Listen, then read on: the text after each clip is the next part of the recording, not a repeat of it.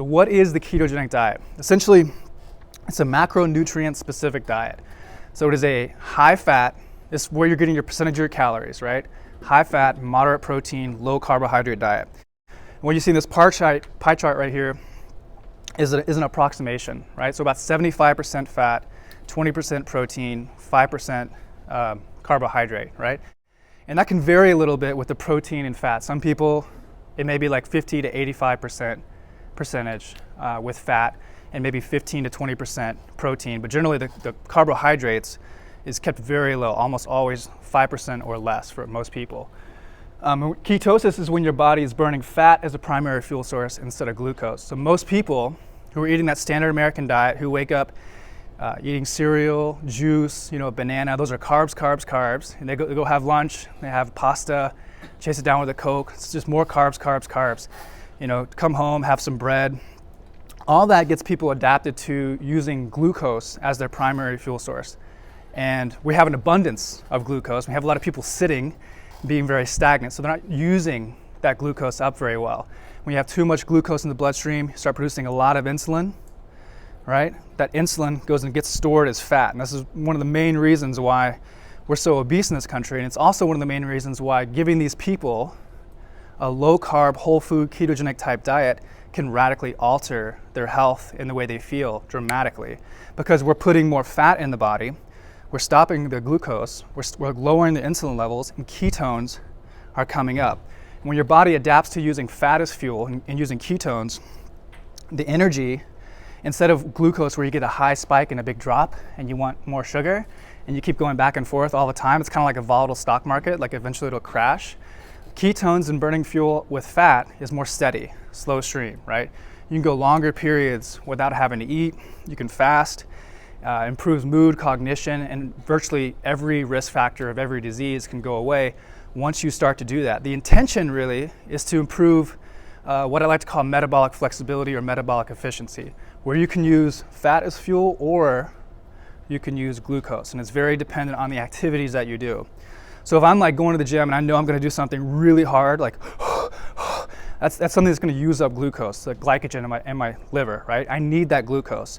So that's where I want to tap into that fuel source. But if I'm just going day to day, like every hour of the second of the day, I want to be in a state of ketosis where I'm calm and I'm level, right? So there's a difference there, and you want metabolic flexibility, and that's what we're trying to do with people. So a little history about the ketogenic diet. As far as like low carb, relative low carb, high fat diets, you can trace it back to long times, like thousands of years ago. Many people would even say this is how hunter-gatherers evolved. Hunting wild game, chasing them down, foods that are mainly just protein and fat, very little carbohydrate for a long time, right? So in the 1920s, it really started to gain and pick up steam with what's referred to as the ketogenic diet. When people with epilepsy were being treated, epilepsy is frequent seizures, kind of over and over. It's a neurological disorder. But they found that when they give these people a ketogenic diet, lots and lots of fat, little carbohydrates, moderate protein, their seizures would go away. So that's how it was first used in the medical field. And the popularity of that concept of a low carb diet really reemerged in the 70s with the Atkins diet. So people started eating, fat bombs and Atkins bars and all those things. And it went away a little bit, but it stayed with bodybuilders. So people that are trying to get lean and maintain muscle mass find this a very effective way to kind of go into competition and to make sure that they're not putting on pounds that they don't want. And then the past 2 or 3 years, the ketogenic diet has really come back. What we're trying to do is make sure when people do the ketogenic diet, they're still doing it with the right nutrition and lifestyle principles to get the best results.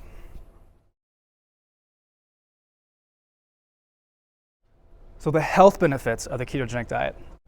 Probably the one that most people, and the reason why they signed up, is to lose weight. And it's incredibly effective. I mentioned earlier insulin, but insulin resistance is that state that people get in. This is like almost, I'd say 85% of Americans now. But insulin resistance is when you're no longer able to shuttle glucose into the cells of your body to use it as fuel.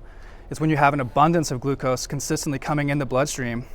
The pancreas produces insulin, picks up that glucose molecule, and it goes over to like this, the cell door, right? And it's kind of like knocking on the door, like, hello, hello, let me in. But when you have too much glucose trying to get in that door, it's kind of like too many people trying to get into the club, right?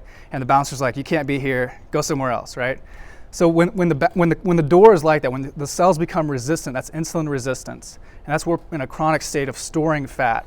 Again, what we're doing here is stopping the intake of glucose, of refined carbohydrates specifically, increasing our intake of protein and fat, so we stop producing so much insulin. And when we do that, the pancreas isn't working so hard. So we improve insulin sensitivity, which allows us to burn more fat, which improves our energy, right? It's a very simple concept, but during this first 2 to 3 weeks, people can lose a ton of weight just by this very shift in where they're getting their fuel.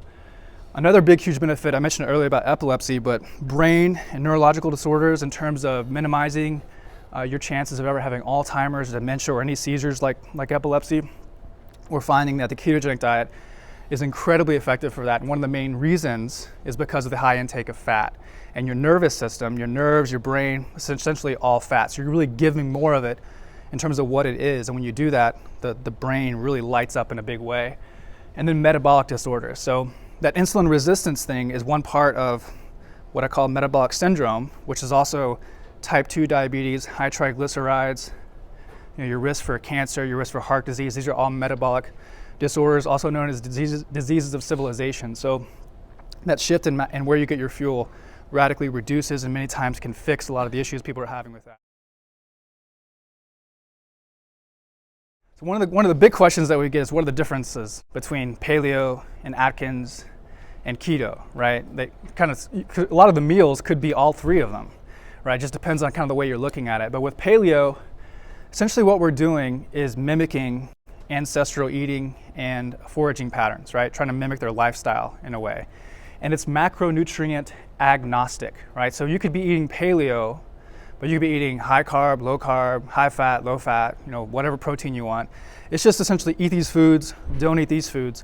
But the emphasis on paleo is really on food quality, eating foods with the highest nutrition with the least amount of toxicity. And in doing so, we're eliminating refined carbohydrates, junk food, sodas and all that, but we're also eliminating a lot of the common foods we see in our diet, such as grains, legumes, and dairy, because they all have problematic things that go on with them. So grains are poor in nutrition, but they also have a lot of gut irritating components to them, a lot of proteins in there that can be harmful to you. Legumes, similar thing, have lots of lectins, can be irritating to the gut, very hard to digest, very low in nutrition. Dairy, same thing, whey and casein can be very reactive to most people. But you don't really know that unless you take it out for a certain period of time and then bring it back in. And when you start having negative reactions, you know it's not for you. And that's why 30 days of elimination is so effective. But yeah, so some of those paleo meals could also be keto meals, right? Now with Atkins, it's high protein and high fat. This is where I think a lot of people go wrong with Atkins. They just eat too much of that stuff. They don't digest it very well. It can throw them out of ketosis. They're not really burning fuel or glucose very well, and the body gets very confused. And there's no emphasis on food quality, really. You could be anything, but if it's high protein, high fat, you're okay. And so Atkins encourages a lot of the consumption of dairy and cheese, which can be problematic. But there is no real emphasis on food quality really at all. And with keto, again, what we're doing is high fat, moderate protein, low carbohydrate, right? Real plain and simple, but it's macronutrient specific. It's micronutrient agnostic. So to really get the best results out of keto, you would be using those macronutrients, but still paying attention to the benefit of the micronutrients, still paying attention to food quality.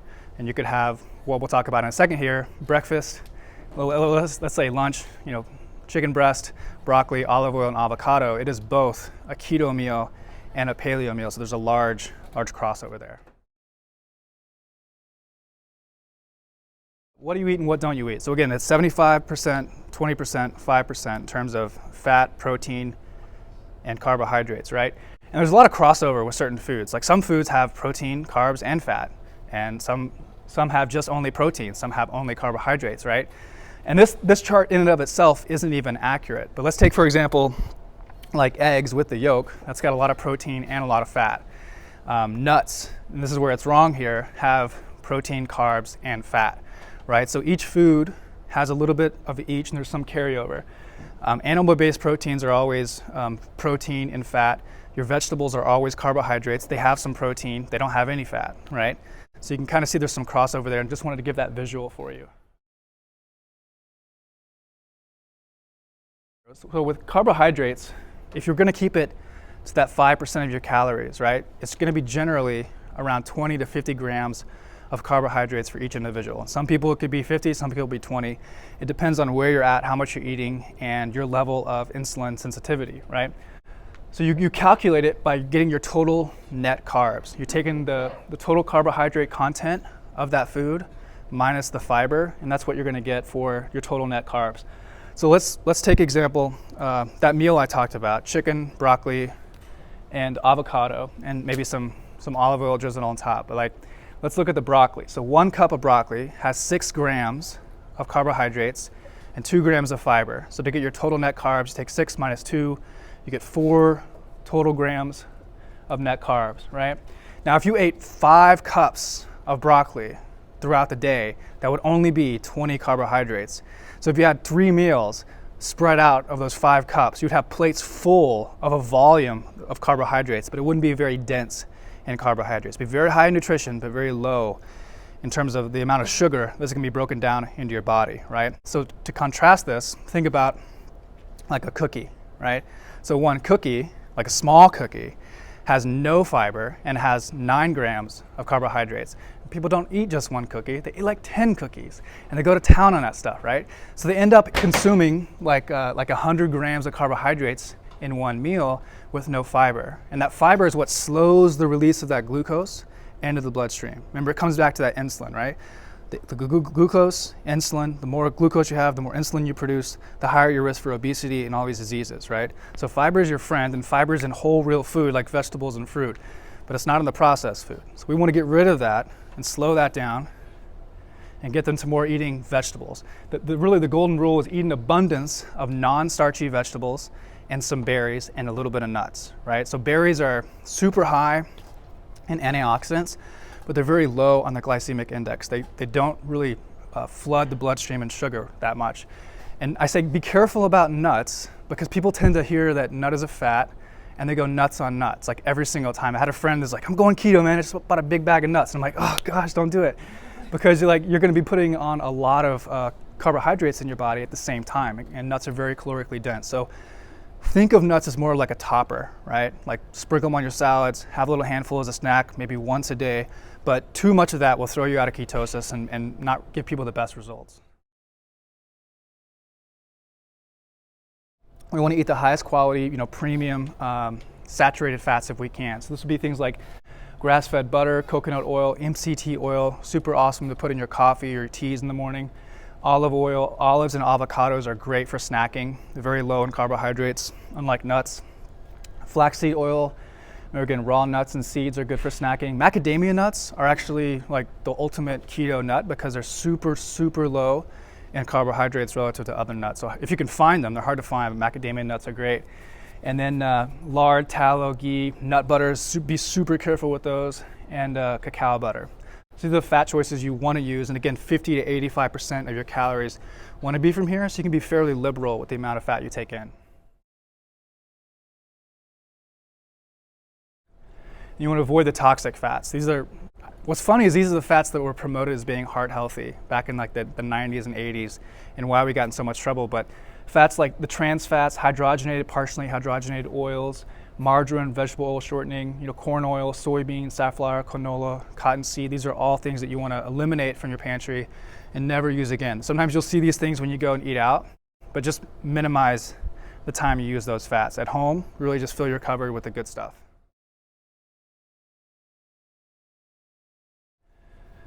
And we have high protein sources. So again, 20% of your calories you want to be from here. And the best sources to get the best results typically come from animal-based protein sources. These are complete proteins, things like eggs, seafood, beef, bison, lamb, chicken, duck, pork, rabbit, all this stuff. And if people can afford it, try to get the best sources. So grass-fed beef, wild-caught fish, free-range chicken is going to be better than conventional beef and feedlot type animals, right? Those things dramatically affect the amount of toxins that you're going to find in that animal. So if they're eating bad food, they're going to store a lot of toxins, and it's going to throw your body off too. And then high quality sources of carbohydrates. So things like spinach, broccoli, kale, lots of vegetables, peppers, celery, onions, herbs. And the fruits, like I said, mostly berries, but you can throw in a little bit of apples, peaches, grapefruit, but really that stuff is super, super minimal. And just think of them as almost like nuts, to not go too crazy on the fruit. Really fill your plate with vegetables and protein, you're gonna do great. And the carbohydrates you want to avoid, so grains, bread, pasta, sugar, candy, all the processed and refined foods, those are absolutely not what we're promoting, not going to give people good results.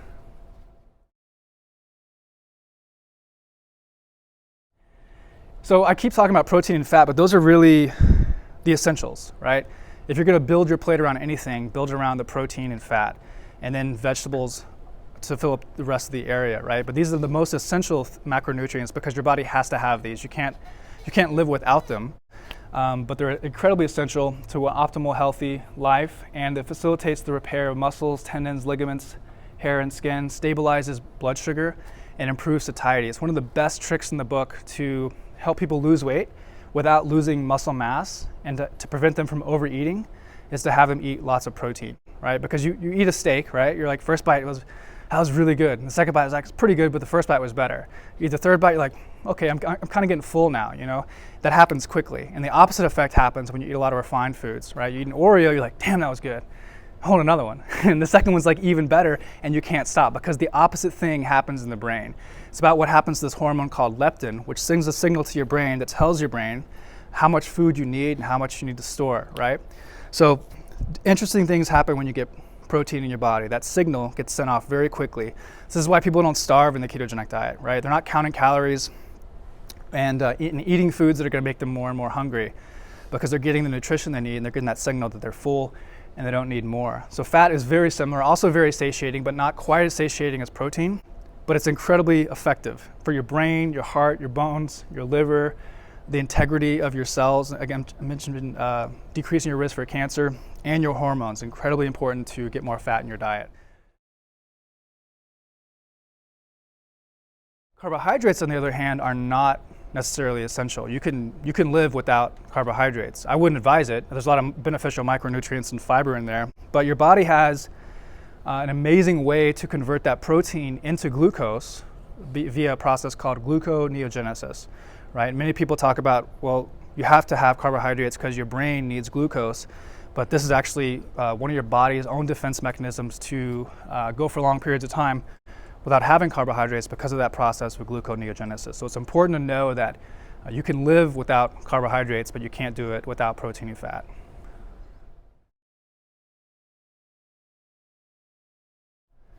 So how do you know when you're in ketosis? Well, probably the first thing that you'll notice is like really bad breath, right? It smells like acetone because it is acetone. Acetone is like the simplest ketone molecule that can get broken down. And it can exit through the urine or the breath, right? Two ways to do that. You can also tell by weight loss. Like when people are really burning fat as fuel, the weight just kind of melts off very easily. They get very defined in a very quick period of time. Again, most of it happens within the first week, 2 weeks. But the body's glucose storage is being depleted, right? And in that process, they're utilizing fuel from ketones and fat, right? And then a lot of water weight goes away as well. So a lot of people say, I'm losing water weight. Well, fine. Why were you holding on to so much water weight anyway? Typically the reason why people are holding on to water weight is because of the consumption of all those refined carbohydrates, right? So other ways to test, you can do blood tests, you can do urine test, you can do breath tests. But again, I don't really recommend that to most people. I think the first signs are good enough. And these things down here can get a little expensive as well when they're checking like every single day. If anybody's gonna do that stuff, I recommend they do 30 days of the general principles first. And if they're still curious, then go into the testing, but it's not really necessary. So one of the questions is it safe? A lot of people have considerations about high intake. What's gonna happen to my cholesterol? Am I gonna get a heart attack? And if you're kind of keeping up with nutrition, you may know by now that there's a lot of bad information that happened back in the 60s and 70s. This guy named Ansel Keys, this whole thing called the French paradox and all that stuff. But fat is not the enemy. Fat's not what causes us to get heart disease, right? Inflammation is what is really the root cause of heart disease, and that inflammation is coming from these toxic fats and these refined carbohydrates, high amounts of sugar, high amounts of high fructose corn syrup. And what's happening with our cholesterol is really a misunderstanding too. Like, cholesterol is not the enemy, right? Cholesterol is there to repair the damage of what's been done by a lot of these harmful foods, right? So you can think of it like the firemen showing up at a fire, right? The firemen didn't start the fire, but they're just there to help put the fire out. And cholesterol is really the same way, right? So we want to put people at ease at that. And also help people understand this is a very natural state of eating. This is the way humans have been eating for thousands and thousands of years, in terms of eating whole, real food with quality protein and good fat. And the body, again, can use fat as a fuel source as opposed to carbohydrates. The only exceptions really are pregnant women or feeding women, right? So one of the things that those women need is a lot of food to help feed another human. And when they're eating a ketogenic diet, they tend to eat less food because the foods are so satiating. So in those cases, definitely eat some starches, eat some fruits, get them more in your diet, and feed the baby. The other group are high intensity training athletes. And when I say like high intense, I mean like super duper CrossFit games. This is my life. This is what I live for. I'm trying to win it all, kind of thing. Like, those people definitely need carbohydrates. But if someone who's training at that level, doing doubles every day, is trying to train that hard and they're not getting any carbohydrates, like, they're not getting enough fuel to meet the activity with what they're doing. And they could end up getting a lot of adrenal problems. They could actually end up gaining weight, lots of problems with cortisol. So those people have to really make sure they're fueling themselves properly. I will say a lot of people think they're training intensely, but they're not. They're not really doing it, right? You can get away with a lot less carbohydrates than you probably think. Generally, the way I train is I kind of have a mix of intense training and then a lot of like eccentric training with lifting. But I'll have a big hunk of protein and carbohydrates about an hour and a half after my meals, and then after my workouts. And then at dinner, I eat pretty much a keto meal, like lots of veggies and some meat. But other than that, it's pretty much low carb all the time, and carbohydrates only after my hard workouts. So considerations, people will definitely go through a period where they have kind of this low carb flu thing, when that transition happens where you're shifting from getting your fuel from glucose and now getting it from ketones and fat. The body will get tired. People will get headaches, they'll feel nauseous, and that's normal. And that can last anywhere from 3 to 5 days, maybe up to 2 weeks, depending on where they're at and how insulin resistant they are, how dependent on glucose they are for fuel. Main thing you want to tell these people is just be patient, just stick with it, and to keep coming back to protein and fat. If they're having cravings, protein and fat, over and over again, so they don't get those cravings. And the other important thing is to really drink a lot of water. When you're doing a ketogenic diet, it's incredibly important that you get enough electrolytes. So potassium, magnesium, sodium. You can get a lot of that from the food that you eat, like nuts, a lot of leafy greens, avocados. You can also supplement with magnesium. But the thing most important is really sodium. People who are doing a ketogenic diet and losing all that water weight are losing a lot of sodium. So it's really important for these people to put salt, like good quality salt, on everything. I put salt in my water, I put salt in my food, I put salt in my teas, like over and over again, so I'm getting enough sodium. It's really important, because if they're not getting enough, they could get very depleted and very tired. But that salt's going to be very good for their neurological system, very good for their cognition, their mood. Right? So NativePath, what we're trying to do is bring people in via this good way of eating, and then the good way of eating will kind of get you to a certain level, and to get it to like the next level where we want to take people is supplementing with high quality whole food supplements, and that's what we're offering. So 5 different supplements we'll highlight here. Collagen protein, that's our main supplement that we're working with. Got NativeNutrients, which is our green supplement to help people get a lot of micronutrients on keto. Krill oil, probiotic, and turmeric.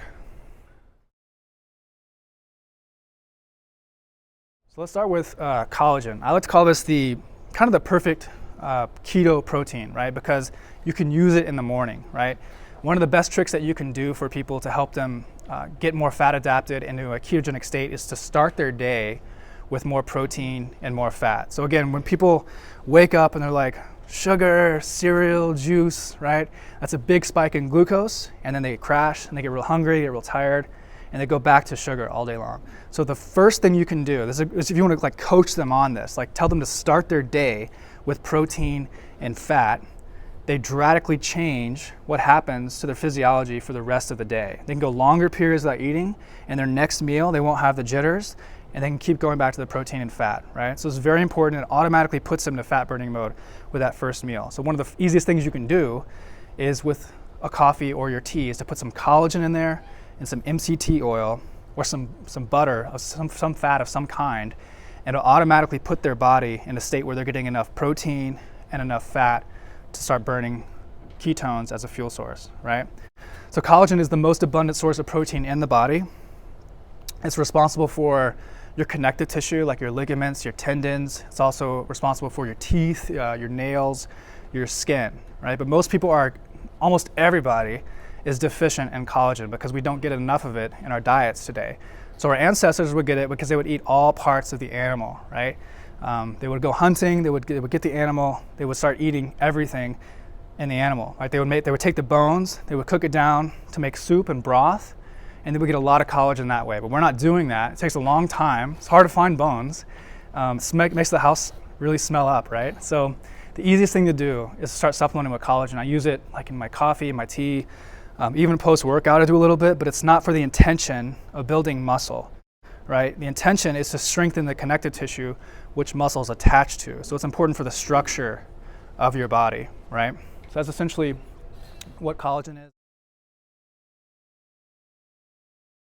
So native nutrients is our greens blend, right? So one of the things that I think people run up against on the ketogenic diet is they're not getting near enough micronutrients, the vitamins and the minerals in the food, because they're focusing so much on the fat and the protein, which is good in terms of blood sugar regulation and improving insulin sensitivity. But most people don't have a hard time eating lots of vegetables, and they don't have the time to sit and cook and break them all down and everything.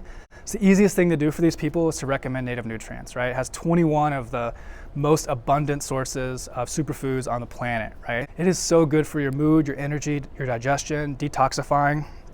An easy thing I do after my workouts is put in native nutrients, collagen, and some chocolate protein powder, and it's like awesome.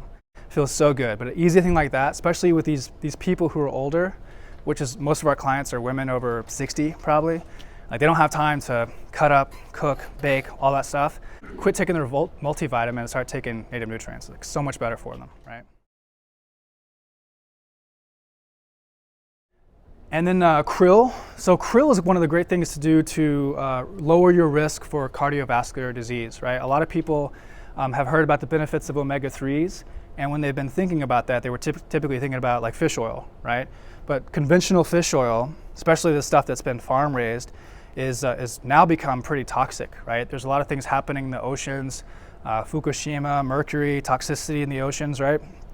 Fish oil is not what it used to be, so it's not providing the same benefit with these omega-3s. So one of the best things you can do as a consequence of that is to start supplementing with krill oil. So krill are coming from the most pristine waters in the Antarctic Ocean, and it's one of the best sources of omega-3 to lower your risk for cardiovascular disease. And lots of other benefits. It has a super powerful antioxidant called astaxanthin. That's what makes it red, but there's a powerful anti-aging component to krill that's unique, that is not found in fish oil. It's super easy. Take it in the morning with some collagen in their coffee next to it. Like, easy thing to do to lower the risk for cardiovascular disease.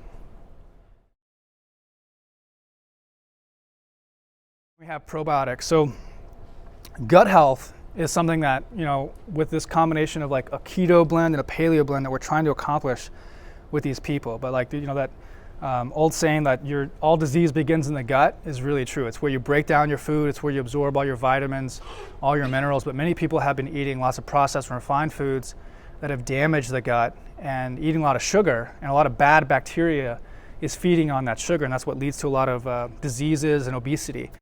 So one of the simplest things these people can do when they stop eating those processed and refined foods, stop eating grains and dairy and those things that are problematic to the gut, and when they start producing good bacteria, is to repopulate it with the microbiome with this probiotic, right? And it's a super high quality probiotic that is very affordable relative to other probiotics in the market. Another easy thing to add to their morning routine to help them get the best results.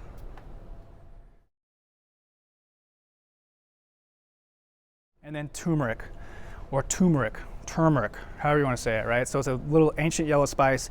It's great for fighting inflammation. So people that are having pain, like in their joints, that won't seem to go away, this is going to accelerate the process of helping them relieve that pain along with the ketogenic diet. But also great for mood. They're finding it extremely effective for helping people with depression, almost sometimes more effective than SSRIs, and also lowering your risk for cardiovascular disease. Take 2 capsules like first thing in the morning. That's what I do every day, like 2 turmerics, a krill, probiotic, start my day, big glass of water, some salt and lemon juice, and I go for it. So that's kind of the way you can package all those together. So that is it.